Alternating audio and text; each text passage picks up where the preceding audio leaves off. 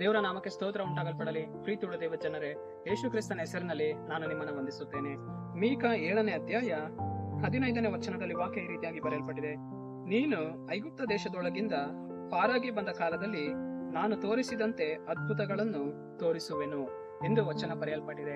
ಅಂದರೆ ಪ್ರೀತಿಯುಳ್ಳ ದೇವ ಜನರೇ, ದೇವರು ಐಗುಪ್ತದ ಜನರ ಮಧ್ಯದಲ್ಲಿ ದೊಡ್ಡ ಅದ್ಭುತ ಕಾರ್ಯಗಳನ್ನು ನಡೆಸಿದಂತಹ ದೇವರು ನಮ್ಮ ದೇವರಾಗಿದ್ದಾರೆ. ಪ್ರೀತಿಯುಳ್ಳ ದೇವ ಜನರೇ, ಆ ರೀತಿಯಾದ ಅದ್ಭುತಗಳನ್ನ ನಾನು ನಿನ್ನ ಮಧ್ಯದಲ್ಲಿ ಉಂಟು ಮಾಡ್ತೇನೆ ಎಂದು ದೇವರು ಇಲ್ಲಿ ನಮ್ಮನ್ನು ನೋಡಿ ಹೇಳ್ತಾ ಇದ್ದಾರೆ.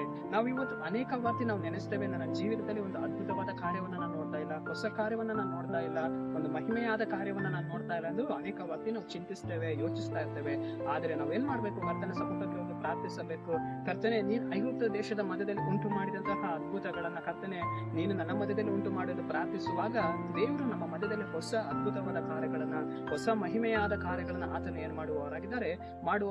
ಪ್ರೀತಿಯುಳ್ಳ ದೇವ ಜನರೇ, ಘನದ ಮಾರ್ಗದಲ್ಲಿ ದೇವರು ನಮ್ಮನ್ನ ನಡೆಸ್ತಾ ಇದ್ದಾರೆ. ಸರಿ, ನಾವು ಪ್ರಾರ್ಥಿಸೋಣ. ಅಪ್ಪ ಕರ್ತನೆ, ನಿಂಗೆ ಸ್ತೋತ್ರ ಸ್ವಾಮಿ. ಈ ವಾಕ್ಯ ಭಾಗ ಸಂದೇಶವನ್ನು ನೋಡ್ತಾ ಇರುವ ಜನಗಳು ನೀವು ಸಂಧಿಸಿರಿ. ಆ ಜನರ ಜೀವಿತಗಳಲ್ಲಿ ಕರ್ತನೆ ಮಹಿಮೆಯಾದ ಕಾರ್ಯಗಳನ್ನ, ಅದ್ಭುತವಾದ ಕಾರ್ಯಗಳನ್ನ ನಡೆಸು. ನಜರೇತಿನ ಯೇಸುವಿನ ನಾಮದಲ್ಲಿ ತಂದೆಯೇ,